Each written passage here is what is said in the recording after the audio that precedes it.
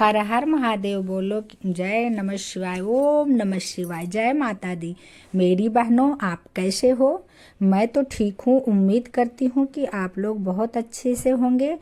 और मैं आप लोग के सामने सोमवार के दिन पड़ने वाले सोमवती अमावस्या की पूजा विधि आप लोग को बताएंगे, और ये व्रत क्यों और कैसे किया जाता है, और सबसे सरल विधि मैं आपको बताऊंगी। ये व्रत इसलिए किया जाता है कि जिससे हमारे पति की लंबी उम्र हो, और इसकी करने का विधि मैं आप लोग के सामने बताने जा रही हूँ। तो आप लोग ध्यान पूर्वक से सुनिए, और आपको हम सबसे सरल और सटीक विधि बताऊंगी।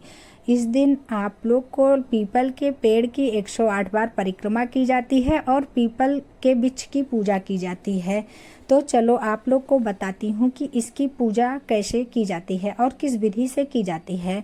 सोमवार के दिन पड़ने वाली अमावस्या को हम सोमवती अमावस्या कहते हैं। इसमें हम 108 बार पीपल के पेड़ की परिक्रमा करते हैं, और अपनी मन की कामना बोल करके हम पूजा विधि पूर्वक करते हैं। तो सबसे पहले हम दीपक प्रज्वलित करेंगे। दीपक में आप रुई का इस्तेमाल नहीं कर सकते हैं, क्योंकि इस दिन रुई का छूना वर्जित माना गया है। इस दिन आप रुई नहीं छू सकते हैं, तो उसकी जगह पे आप कलावा की बत्ती बना सकते हैं। दीपक आप तिल के तेल का भी जला सकते हैं और घी का भी, आप स्वेच्छा अनुसार। पर इस दिन तिल का बहुत महत्व है, तो आप तिल का भी, तेल का अगर दीपक जलाएंगी तब भी अच्छी बात है। और अगर आपकी मर्जी, आप घी का जलाना चाहती हैं कि तेल का जलाना चाहती हैं। तो सबसे पहले, क्योंकि पूजा करने के पहले हमें सबसे पहले दीपक प्रज्वलित करना चाहिए, क्योंकि दीपक जो है भगवान का साक्षी मान के, उनका प्रतीक मान के हम दीपक प्रज्वलित करते हैं। तो सबसे पहले आप दीपक जलाइए, पर दीपक आप खाली ज़मीन पे नहीं रख सकते हैं। तो उसके नीचे चाहे आप थोड़ा सा अक्षत रख दीजिए या फिर तिल रख दीजिए, उसके ऊपर आप दीपक को रख दीजिए। और दीपक रखने के बाद आप 1 लोटा जल ले लीजिए, उसमें आप थोड़ा सा तिल डाल दीजिए, या फिर अक्षत डाल दीजिए, या आपको थोड़ा सा गुड़ डाल देना चाहिए, और जल के लोटे में थोड़ा सा गंगा जल डाल देना चाहिए। और फिर आप उसी जल को आप पीपल के पेड़ को माता जी के नाम पर जल चढ़ाइए। और बोलते हैं कि खाली जल नहीं चढ़ाना चाहिए, और आप थोड़ा सा तिल चढ़ा दीजिए। तिल चाहे आप सफ़ेद चढ़ाइए या काला, बस इस दिन तिल चढ़ाने का बहुत महत्व है। ये नहीं है कि चाहे आपके पास जो भी तिल हो आप उसको चढ़ा सकते हैं। और उसके बाद चढ़ाने के बाद आप मैं आपको सबसे सरल विधि बता रही हूँ, तो जिसमें आप थोड़ा सा आटे का घोल बना के लाना है, जिससे आप सोना माता का चित्र बनाना है। यानी एकदम सोना माता जैसे लगे कि स्वयं विराजमान है, ऐसी आकृति आपको बनानी है। फिर आप जो कहानी होती है माता जी का, आपको वो सुनना है। माता जी को आप जो वस्त्र लाई हैं, आप अगर चुनरी लाई हैं या साड़ी लाई हैं, लेकिन मैं आपको सरल विधि बता रही हूँ। अगर आपके पास ये सब नहीं है तो आप कलावा को भी माता जी का वस्त्र के रूप में उनको चढ़ा सकती हैं। यथाशक्ति, आपको जितनी शक्ति है उतनी भक्ति है, तो आप कुछ भी या तो कलावा के रूप में भी वस्त्र चढ़ा सकती हैं, या फिर आपके पास चुनरी है तो आप चुनरी चढ़ा दीजिए। आपके पास कोई वस्त्र है तो माता जी को वो वस्त्र चढ़ा दो। माँ तो बस भाव की भूखी हैं, आपका भाव जैसा है माँ वैसे ही स्वीकार कर लेती हैं। फिर आप अपने हाथ से माता जी में सिंदूर लगाइए। माता जी को मांग में सिंदूर भरिए। जो आपने चित्र बनाया है ना, उस चित्र में आप माता जी के मांग में सिंदूर भरिए। फिर जो आपके हाथ में सिंदूर लगा है उसको आप अपने मांग में भर लीजिए, क्योंकि बोलते हैं कि माता जी का प्रसाद आपको अपने मांग में भरना चाहिए। और आप उसमें गणेश भगवान, विष्णु भगवान, ब्रह्मा जी बोलते हैं। पीपल के पेड़ में 33 कोटि देवी देवता विराजमान रहते हैं, तो आप उनका ध्यान लगा करके आप उनको भी, जो भी आप फल फ्रूट जो भी आप लाए हैं तो उनके नाम पे उनको भी आप चढ़ा सकते हैं।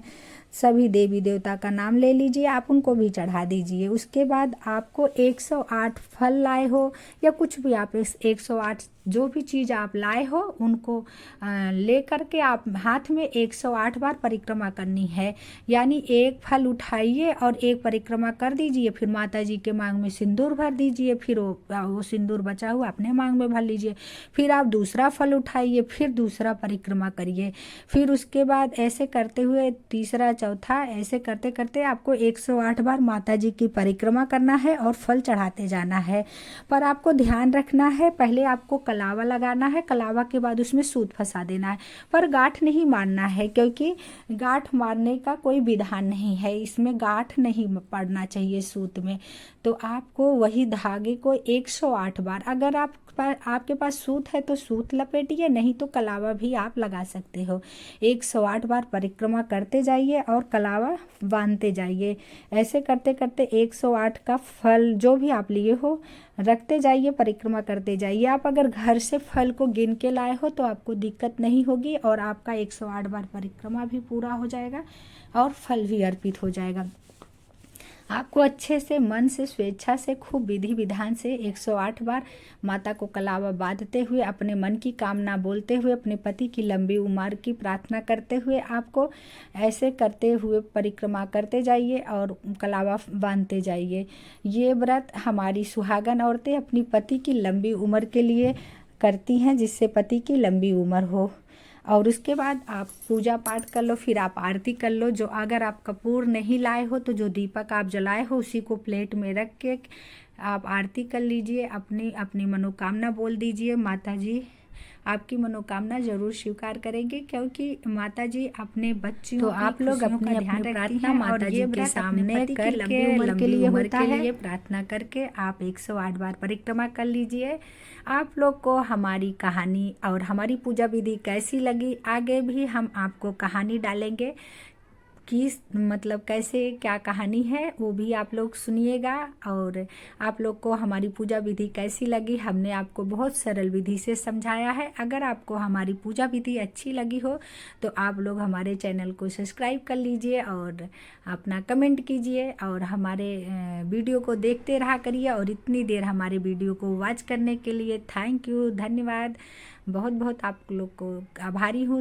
आप लोग इसी तरह हमारे वीडियो को ढेर सारा प्यार दुलार सपोर्ट करते रहा करिए। आपकी इंतज़ार में आपकी फैमिली जैसी आप लोग हमारे फैमिली हो, और हम आप लोग के लिए ही इतनी मेहनत करती हूँ कि आप लोग के लिए मैं अच्छी अच्छी वीडियो लाने की कोशिश करती हूँ आप लोग का, जिससे पूजा भक्ति में भी मन लगा रहे। और मेरी यही इच्छा रहती है कि हम कितना कहाँ से क्या भागवत ला दें, क्या आप लोग को ज्ञान की बातें बता दें, क्योंकि ये जीवन हमारा केवल भक्ति के लिए ही हुआ है। इसी भक्ति से यही दान पुण्य जो हमें अगले जन्म में हमें ऊपर ले जाता है। बोलते हैं ना, अंबानी के घर में पैदा होना, क्यों लोग अंबानी के घर में पैदा होते हैं, क्योंकि उन्होंने अगले जन्म में बहुत सारे ऐसे दान पुण्य किए हैं जो उनको इस अच्छे घर में जन्म दिलाता है। तो हमें इसी जन्म में रह के भगवान की भक्ति करते हुए गृहस्थ आश्रम को अच्छे से निर्वाह करते हुए हमें अपने जीवन को यापन करना चाहिए। तो जय माता दी। आप लोग को हमारा वीडियो कैसा लगा ज़रूर कमेंट कीजिए, क्योंकि हमने बहुत मेहनत से आप लोग के लिए वीडियो बनाया है। तो प्लीज़ आप लोग हमारे वीडियो को ढेर सारा प्यार दुलार सपोर्ट करते रहिए। तो प्यार से बोलो एक बार सभी लोग जय माता दी, मन से बोलो जय माता दी, और आप लोग भगवान करे लंबी उम्र हो।